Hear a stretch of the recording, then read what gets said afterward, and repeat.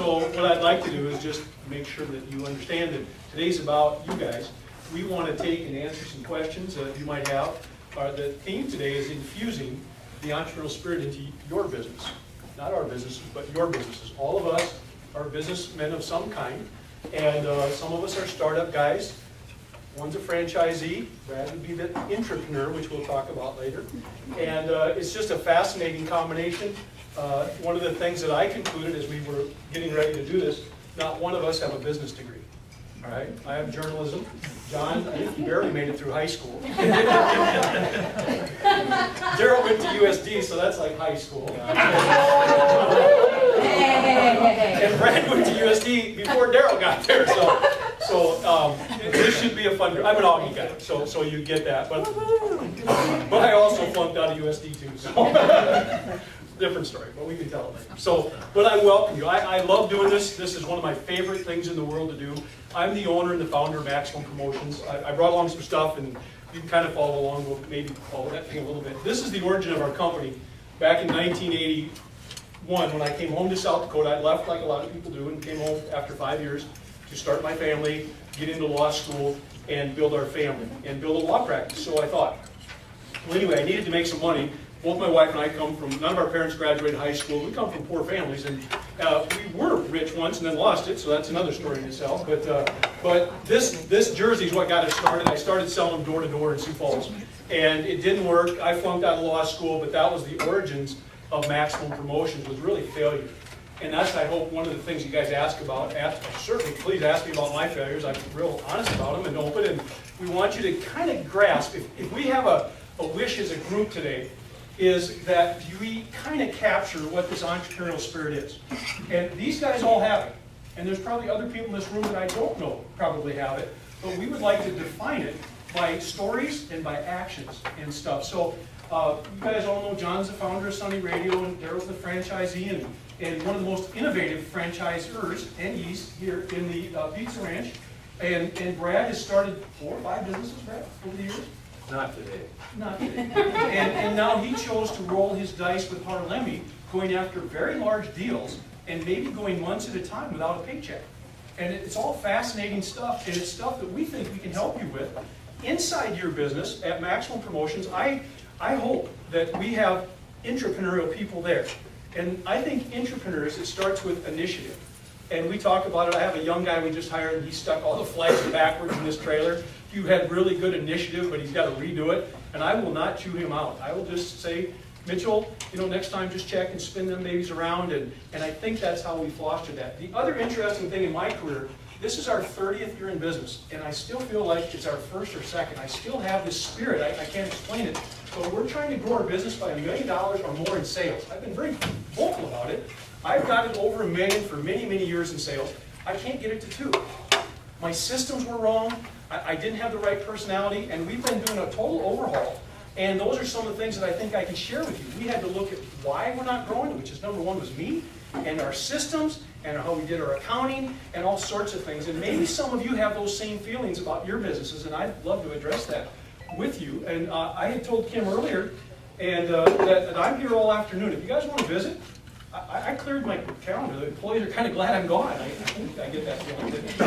Get him out of there so he can work and stuff. And I know these guys probably have other things to do, but I know they'll all visit with you and talk to you. So thank you. And Lindsay and Kim, thank you. We're going to introduce, I got a really cool entrepreneurial deal here a little later that we're going to talk about and introduce. It'll be the second time it's seen publicly. John and I made a presentation last night down in Lenox at the Pizza Ranch to the town council and some leadership down there, and they're complaining about, their town's going the other direction. They've got stores closing and stuff. And we just basically told them, become a bedroom community or put up a fight. It's your choice. And I think that's where we're at, what we need to do. That's the entrepreneurial spirit. They were really nice. The mayor stayed afterwards, and the one paid public employee sat and visited, and he had like 3 pages of notes. Holy moly. I don't know, we got them all from John, I think. But it was really enjoyable. So we met, was it a week and a half ago? We met as a group, and I know Brad was really nervous about this, because I was full of energy and all jacked up, and I'm settled a little bit, Brad. But here's the rule for this thing. We're going to be just entrepreneurs, and we're here at your disposal. The second thing is, you're going to run the show. When I go out and speak, and I do it fairly frequently, is I call it buffet speaking. I don't have a canned speech. I can talk for 4 hours. John can talk for 5. Okay? So we don't have any problem here. We are pumping in extra oxygen once we all get cooking on this thing, so we got enough air to breathe in here. But we're just going to be entrepreneurs, and you run the show. You tell us what you want to know, and we will share. I can't speak for them, but my rules are 2. No BS. You ask me a question, you're going to get an answer unless it's unbelievably off-key. And then the others are going to boo you. And the other part is it's autobiographical. I have 3 children, and 2 of them are lawyers, and they said, Dad, please always tell them it's just autobiographical. It's just you. Don't get the company sued and all that. They're worried about their inheritance and stuff. So the other thing I'd like to do is a little history. Brad and I are second cousins. My mom and Brad are first cousins. And you guys wouldn't know this, but Bill Janko was our cousin. I want to dedicate this to Bill. I think he had the most entrepreneurial spirit of any politician we've ever had. He was wild. He was crazy. He did stupid things. He did what he did up by Trent. But he still had this unbelievable entrepreneurial spirit in government. And I think we have some issues in our government, and that spirit is what I think is going to help solve them. And when I go out and do this, whether I'm talking to kids or adults or whatever, I'm trying to do something that I think is really important. And I try to channel, like, clear back to when we were settlers here in South Dakota. Think of the spirit that they had and the risk they took.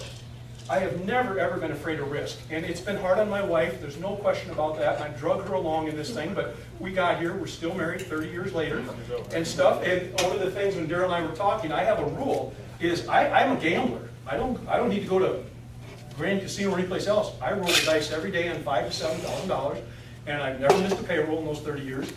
We haven't had great success, but we've certainly had some. And I'm a gambler to this day, and I have a rule that we never bet the farm.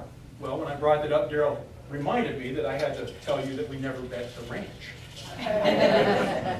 So I thought that was appropriate. So I handpicked these guys. I love these guys, and thank you, Kim. It took us a couple years to get this together, and I hope this is just the beginning of some seminars that we could do. I love teaching sales. As we're trying to build our million up, Casey's one of our young salespersons that has come in, and we are back to teaching basic sales. Sales is what saved our company. All these years, I am not a businessman. I'm getting there, and I've matured a lot in that area, but I'm a salesman. And that, when the day is done, the reason Maximum Promotions has survived all these ups and downs is because I know how to sell. And I think all businesses, I don't care if you're a church or whatever, need to know how to sell. Now, that reminds me of one story. You guys, are you familiar with Celebrate Church? Anybody go there? It is one of the most entrepreneurial churches you've ever seen. The guy that runs it is nuts. All right? Keith Floyd is certifiable crazy. Okay? He changes his mind and he says things he shouldn't say and he torques people off and all that. That church is growing. There's giving over 20 grand extra a week. All right? Expenses $57,000. Last Sunday was 88 from the week before. It's unbelievable. So if you want to watch something where it works inside a system, Celebrate Church is one you want to watch. Do I agree with him on everything? No, I don't. I go there and I'm a believer. But the guy's nuts. And he's like pulled tighter than a piano wire. And that's what I think really good entrepreneurs are. We're a little crazy. And fun to be around, but a little dangerous at times. And that's why Brad's like, holy moly, I don't know what he's going to say. And I love that part about Brad. Because he's like, settle down there, Mark. So,